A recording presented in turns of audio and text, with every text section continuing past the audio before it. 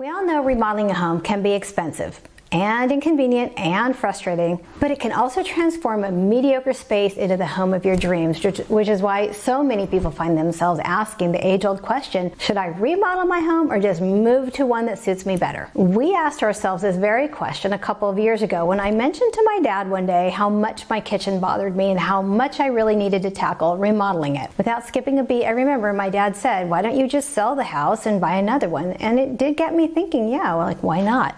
I'm a realtor, I can find an amazing home, and then we won't have to deal with a remodel. And so to help us figure out the right answer, we asked ourselves some questions. 1, do we like our neighborhood and our neighbors? For us, this was a resounding yes. We love our neighborhood and we have the best neighbors ever.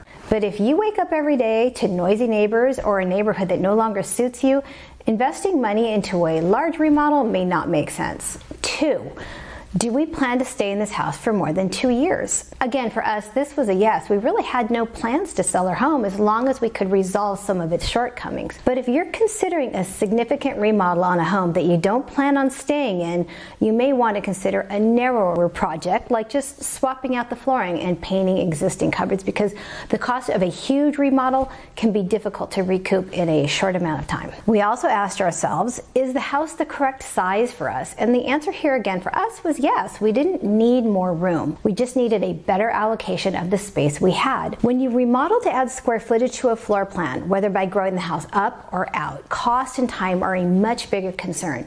So think carefully if you're remodeling to make your home bigger.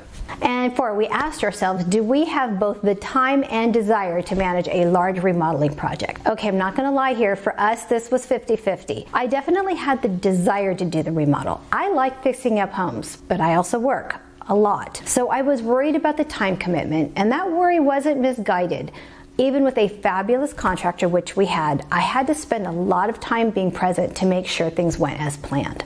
And finally, we asked ourselves, if we spend X number of dollars on this remodel, will our neighborhood be able to support the new value of our home? This was also an easy yes for us. We happen to own one of the smaller models in our community, which means almost all of our neighbors' homes are worth more than ours. So we could put money into our home and the value of our neighbors' homes would pull ours up.